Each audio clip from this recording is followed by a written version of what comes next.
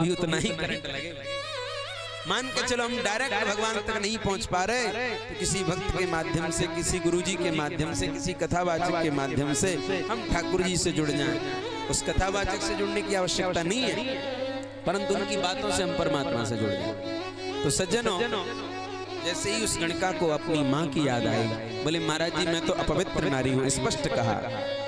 देखो झूठ नहीं बोला उसने 1% भी। बोले मैं तो पूरा पापमय जीवन है, मैं अपने हाथ से आपको भोजन नहीं खिलाऊंगी, आपका धर्म भी नष्ट हो जाएगा। आप सूखा सामान लें और अपने हाथ से भोजन बनाएं और अपने ठाकुर जी का भोग लगाएं। आहा, देखिए अगर सच आप परमात्मा के सामने या महात्मा के सामने बोल देते हैं तो आपका कल्याण होगा, पक्की बात है, इसमें कोई संदेह नहीं। जैसे ही महात्मा जी ने भोजन किया, ईश्वर का भोग लगाया, आज गुरुजी की आंखों में आंसू आ गए। उनके शिष्यों ने कहा गुरुजी क्या बात है, भोजन कर रहे हैं आप, कोई परेशानी है? बोले आज तक हमने सदगृहस्थों के यहाँ भोजन किया, जो अच्छे लोग हैं, जो पाप नहीं करते हैं, पुण्य करते हैं, भजन करते हैं, परंतु आज एक पापी के घर का अन्न है और ये कहीं हमारी बुद्धि को दूषित न कर दे, ये हमें चिंता नहीं है। परंतु जब भी हम किसी के यहाँ भोजन करते तो उसको कल्याण करने की भावना से आशीर्वाद देते, हे ईश्वर। और उन्होंने जो अर्घ देते हैं उसी जल से संकल्प किया, बोले आज तक मैंने जो पुण्य किया है, आज तक मैंने जो भजन किया है, जब तप यज्ञ अनुष्ठान किए, वो संपूर्ण फल अजामिल के खाते में चला जाए और ये अजामिल पुनः एक सदगृहस्थ बन जाए, एक सात्विक जीवन जीने लगे, एक महात्मा धर्मात्मा बन जाए। ये केवल संत ही कर सकते हैं और कोई नहीं। संत हृदय नवनीत समाना, कहा कवन पर कह ही न जाना। इस प्रकार से संतों ने भोजन किया और आशीर्वाद दिया। अजामिल से कहा, बोले अजामिल जी जब ब्राह्मण किसी के यहाँ भोजन करते हैं, संत किसी के यहाँ भोजन करते हैं तो दक्षिणा देते हैं भोजन कराने के बाद, है ना? तो बोले आप दक्षिणा दीजिए।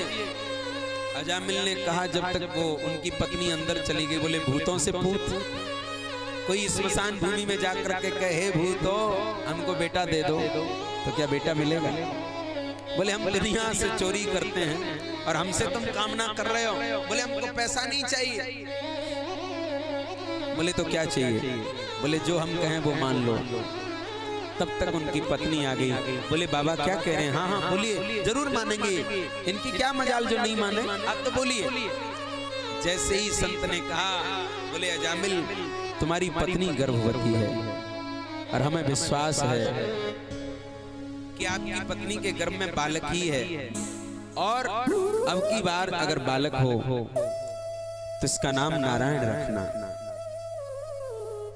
अजामिल ने सोचा नारायण ये तो बहुत पुराना नाम है, आजकल तो बढ़िया बढ़िया नाम है, चिंकू पिंकू रिंकू है। अब चिंकू का क्या अर्थ है भगवान नहीं जानता।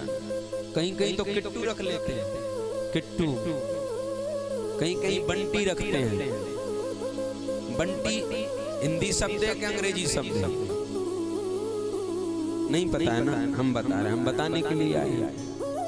बंटी, बन माने हरे राम।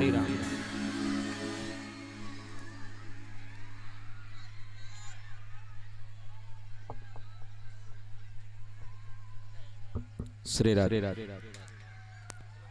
भाई इस लाइट को जल्दी से कनेक्ट करें।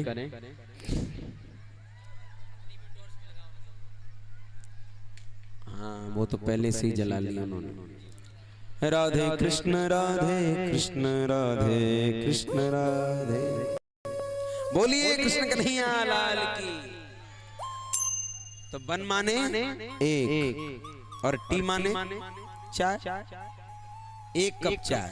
बताइए अपने बेटे का नाम हिंदी में अगर उसको करें तो एक कप चाय रख दिया। अरे कम से कम नाम रखो तो अर्थ तो उसका ढूंढो कि इसका अर्थ क्या है। जैसे धर्मेंद्र नाम होता है, धर्म का इंद्र, जो धर्म का राजा हो, जो धर्म करने में रुचि रखे।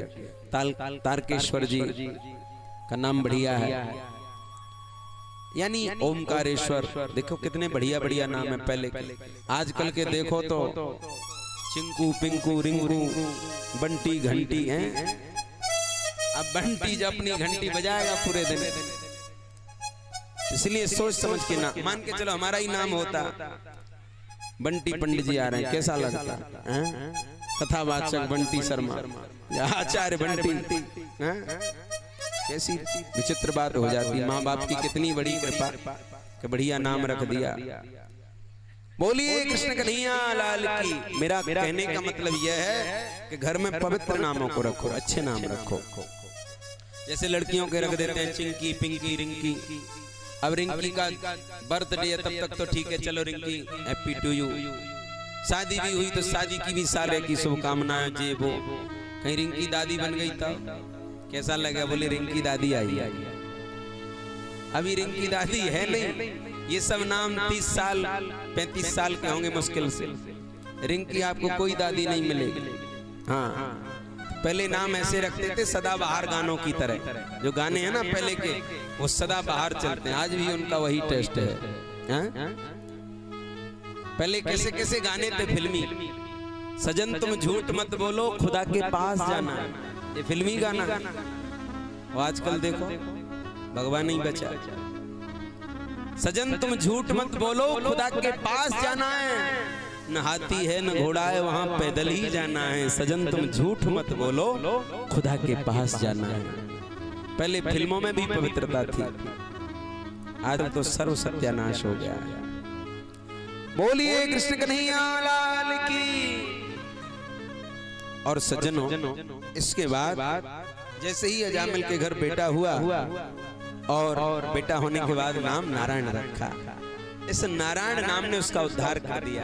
अच्छा देखो कितना बढ़िया तरीका। सुनना आप, संतों ने सोचा कि अगर हम इससे कहें कि सुबह ही सुबह सुंदर कांड का पाठ किया करो। अरे सुबह सुबह नहीं तो मंगल शनिवार को सुंदर पाठ कर लिया करो। तो बोले ये तो लंका कांड करता है, ये सुंदर कांड कैसे करेगा? हाँ, जो आदमी लंका कांड करे वो सुंदर कांड क्यों करेगा? बोले इसलिए बढ़िया तरीका बता दिया। अपने ही बेटे का नाम नारायण रखेगा, उठते बैठते चलते फिरते जाते सोते खाते पीते हर वक्त नाम याद करेगा। और नाम तो नारायण का है। भाव को भावन खालसहु, नाम जपत मंगल दिश दशहु।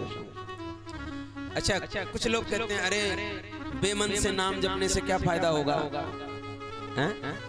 आप बेमन से टैबलेट लेते हो कि नहीं लेते? कि दवाई को प्रणाम करके बड़े चाव से बड़ी श्रद्धा से टेस्ट करने के लिए लेते हो? ऐसे ही भगवान के नाम को औषधि की तरह पियो।